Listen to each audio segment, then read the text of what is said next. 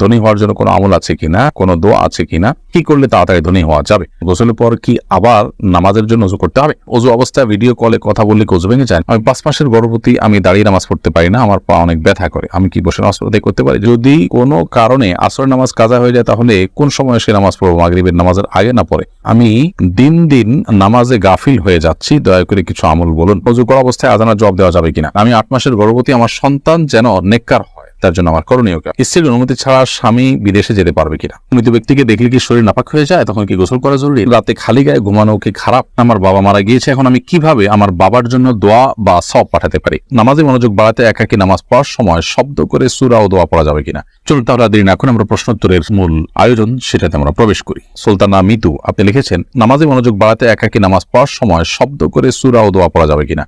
যদি রাতের নামাজ হয় তাহলে আপনি শব্দ করে সূরা এবং দোয়া পড়তে পারেন। দিনের নামাজ হলে আপনি অবশ্যই নীরবে পড়তে হবে, অর্থাৎ সশব্দে আপনি পড়তে পারবেন না। তাবাসসুম আক্তার আপনি লিখেছেন, আমি 5 মাসের গর্ভবতী, আমি দাঁড়িয়ে নামাজ পড়তে পারি না, আমার পা অনেক ব্যথা করে, আমি কি বসে নামাজ পড়তে করতে পারি? যদি দাঁড়িয়ে নামাজ পড়তে আপনার অস্বাভাবিক কষ্ট হয়, অসহ্যনীয়, অসহনীয় হয়, তাহলে অবশ্যই আপনি বসে নামাজ পড়তে পারেন। আব্দুল রাজাক লিখেছেন, ওযু করা অবস্থায় আযানের জবাব দেওয়া যাবে কিনা?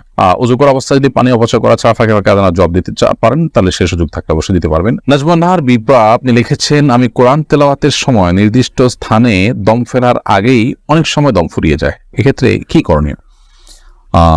নির্দিষ্ট স্থানে দম ফেরার আগে যে দম ফুরিয়ে যায়, তো যেখানে দম ফুরিয়ে যাবে সেখানে আপনি থেমে আবার 1 শব্দ বা 2 শব্দ পেছন থেকে আবার পড়া ধরবেন, তাতে ইনশাআল্লাহ বিদিল্লাহ আপনার তেলাওয়াত শুদ্ধ হয়ে যাবে।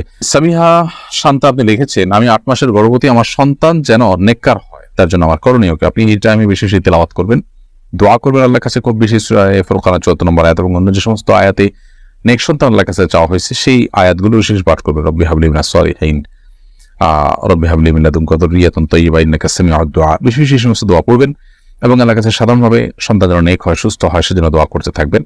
কোরআন তেলাওয়াত বেশি বেশি করে করতে থাকবেন, গুনাহের কাছ থেকে বেঁচে থাকবেন এবং বিশেষ করে হারাম উপার্জন থেকে, হারাম বক্ষণ থেকে বেঁচে থাকার আপনার চেষ্টা করবেন। ইনশাআল্লাহ তার সুফল আপনি পাবেন, সন্তানের মধ্যে তার ইতিবাচক প্রভাব পড়বে।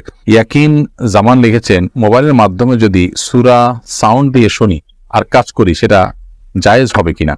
মোবাইলের মাধ্যমে যদি আপনি সূরা আপনার হাই ভলিউমে শুনেন এবং উচ্চ আওয়াজে শুনতে থাকেন তাহলে সেক্ষেত্রে উচ্চ আওয়াজে হাই ভলিউমে মোবাইলের তেলাওয়াত আপনি শুনছেন, সেটাতে অন্য কারো যদি ক্ষতি না হয় তাহলে সেক্ষেত্রে কোনো অসুবিধা নেই। হয়তো অন্য আশপাশের লোকজনের ক্ষতি হতে পারে, ডিস্টার্ব হতে পারে মনে হয়, তাহলে অবশ্যই নাজায়েজ হবে। এমন এআইডি থেকে আপনি লিখেছেন, স্ত্রীর অনুমতি ছাড়া স্বামী বিদেশে যেতে পারবে কিনা? দেখুন, স্ত্রীর অনুমতি ছাড়া স্বামী বিদেশে যেতে পারবেন, তবে যদি দীর্ঘদিন তিনি বিদেশে থাকেন এবং স্ত্রীর হক নষ্ট করেন তাহলে সেক্ষেত্রে স্ত্রীর বাধা দেওয়ার অনুমতি আছে, সুযোগ আছে, স্ত্রী তাকে ফিরে আসার আবদার করার, দাবি করার সুযোগ আছে এবং সেটি তিনি আমল নিতে বাধ্য স্বামী হিসেবে। তানজিনা কবির অথয় এআইডি থেকে আপনি লিখেছেন, বিয়ের জন্য কি দোয়া করব? বিয়ের জন্য আল্লাহ রাব্বুল আলামিনের কাছে দোয়া করবেন, সূরা ফুরকান 74 নম্বর আয়াতে নেক সন্তান, নেক স্ত্রীর জন্য দোয়া করবেন, হালাল উপার্জন করবেন এবং সাধারণভাবে নিজের ভাষায় আল্লাহ তাআলার কাছে নেক স্ত্রী এবং বিবাহ সহজ হওয়ার বিষয়টি দোয়া করবেন। হাফেজ এমডি মুজাহিদুল ইসলাম লিখেছেন, মৃত ব্যক্তিকে দেখলে কি শরীর নাপাক হয়ে যায়, তখন কি গোসল করা জরুরি? না, মৃত ব্যক্তিকে দেখলে শরীর নাপাক হয় না, তবে হ্যাঁ, মৃত ব্যক্তির দাফনে কাফনে শরীক হলে তখন গোসল করে বাসায় প্রবেশ করার কথা হাদিসে বলা আছে, অর্থাৎ আপনি দাফন কাফনের শরীক যদি হয়ে থাকেন তাহলে এই উপলক্ষে আপনি এটা গোসল করবেন, সেটা করা উত্তম এবং ভালো কাজ, কিন্তু সেটা ওয়াজিব পর্যায়ের না করলে গুনাহ হবে, বাট সেরকম না, করা সওয়াবের কাজ। আর মৃত ব্যক্তিকে দেখলেই গোসল করতে হবে সেরকম কোনো কথা বলা হয়েছে নেই। মেহেদী হাসান লিখেছেন, আমাদের সমাজে তো অনেক দুরূদ পড়া হয়, কিয়াম পড়া হয়, কিন্তু সব থেকে উত্তম দুরূদ কোনটি এবং সব সময় কোন দুরূদটি পড়ব? দেখুন, দুরূদ পাঠ করা এটা সর্বোত্তম ইবাদতগুলোর একটি। অনেক ফজিলতপূর্ণ ইবাদতের মধ্যে মানুষের পেরেশানি দূর হয়, মর্যাদা বৃদ্ধি হয়, আল্লাহর রহমত নাজিল হয়।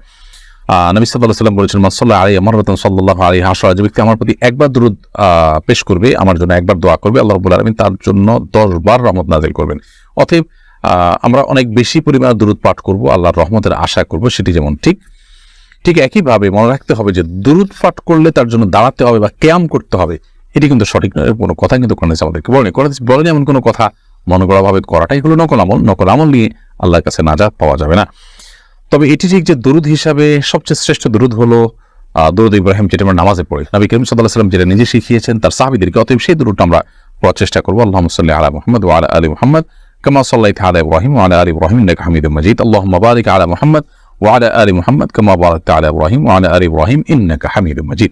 মুসলিমা আক্তার আপনি লিখেছেন, আমি দিন দিন নামাজে গাফিল হয়ে যাচ্ছি, দয়া করে কিছু আমল বলুন। বোন মুসলিমা, আপনি দিন দিন যদি নামাজে গাফিল হয়ে থাকেন তাহলে সেক্ষেত্রে আপনি নামাজের গুরুত্ব নিয়ে ভালো কোনো আলোচনা শুনুন, ভালো কোনো বই পড়ুন এবং আপনি সালাত সম্পর্কিত করা আয়াতগুলো একটু ভালো করে দেখুন। নবী সাল্লাল্লাহু আলাইহি ওয়াসাল্লামের হাদিসগুলো একটু আলাদা করে আপনি চোখ বোলানোর চেষ্টা করুন, আর সেই সাথে নামাজি মানুষদের পরিবেশ আপনি থাকার চেষ্টা করুন। মেফতাহুল জান্নাত পুতুল লিখেছেন, প্রতিবেশী খারাপ কাজে লিপ্ত, এখন আমি কি তার সাথে সম্পর্ক রাখবো নাকি সম্পর্ক রাখবো না, আমার করণীয় কি? আপনি তাকে নাসিহা করার জন্য, দাওয়াত দেওয়ার জন্য, হেদায়েতের পথে আনার জন্য সম্পর্ক রাখবেন, আর তার খারাপ কাজের প্রতি ঘৃণার অংশ হিসাবে তার থেকে দূরত্ব বজায় রেখে চলবেন। আতিকুর রহমান লিখেছেন, যদি কোনো কারণে আসরের নামাজ কাজা হয়ে যায় তাহলে কোন সময় সে নামাজ পড়বো? মাগরিবের নামাজের আগে না পরে? অবশ্যই মাগরিবের আগে আগে পড়বেন, সূর্য ডোবার আগে আগে। মোহাম্মদ আব্দুল্লাহ আপনি লিখেছেন, ওযু অবস্থায় ভিডিও কলে কথা বললে কি ওযু ভেঙে যায়? না, এর কারণে ওযু ভাঙে না। জাহান এডি থেকে আপনি লিখেছেন, আমার বাবা মারা গিয়েছে, এখন আমি কিভাবে আমার বাবার জন্য দোয়া বা সওয়াব পাঠাতে পারি? ভাই জাহান, আপনার বাবা মারা গেছেন, আমরা তার জন্য দোয়া করি, আল্লাহ তাআলা তার প্রতি রহম করুন। তার জন্য সওয়াব পাঠানোর এবং তার জন্য দোয়া করার জন্য আমরা আপনাকে পরামর্শ দিব, দোয়া তো আপনি স্বাভাবিকভাবে করতেই পারেন। রব্বির হামহুমা কামা রব্বায়ানি সগীরা, হে আল্লাহ, আমার বাবা মা যেরকম ছোটবেলায় আমাকে, শিশুকালে আমাকে যত্ন করেছেন, আদর করেছেন, ভালোবাসা দিয়েছেন, স্নেহ মমতা দিয়ে বড় করেছেন, আপনি তাদের প্রতি ঠিক একইভাবে স্নেহ মমতা দিয়ে দিন তাদেরকে। এই দোয়া আপনি সবচেয়ে বেশি করবেন। এছাড়া এমনিতে আপনি বাবা মার জন্য নিজের ভাষায় মন খুলে আপনি, আল্লাহ আমার বাবাকে মাকে আপনি মাফ করে দিন, আমার বাবার প্রতি আপনি রহম করে দোয়া করতে থাকবেন। দোয়া করে সময়গুলোতে স্পেশালি আপনি দোয়া করতে থাকবেন, জুমার দিন আসরের পর, তাহাজ্জুদের সময়, পাঁচ ওয়াক্ত নামাজের পর, আরো যে সময়গুলো আছে। আর এর পাশাপাশি আপনি যে সমস্ত ইবাদতের সওয়াব মুর্দার জন্য পাঠানো যায় সেগুলো আপনি করতে থাকবেন। এর মধ্যে সবচেয়ে বেশি আপনার যে সওয়াবের কথা দিয়েছে এসছে সেটি হলো দান সাদাকা। দান সাদাকা আপনি করবেন, তাদের তরফ থেকে একজন গরিবকে কিছু খাবার দিলেন, কোনো মসজিদে, মাদ্রাসায়, কোনো দানের খাতে আপনি কোনো টাকা পয়সা দান করলেন, তাদের তরফ থেকে ইন্টেনশন থাকবে, নিয়ত থাকবে যে আল্লাহ আমি তাদের তরফ থেকে এটি দিচ্ছি, আল্লাহ রাব্বুল আলামিন তাদের আমলনামা জমা করবেন ইনশাআল্লাহ তাআলা। জালালউদ্দিন লিখেছেন, রাতে খালি গায়ে ঘুমানো কি খারাপ?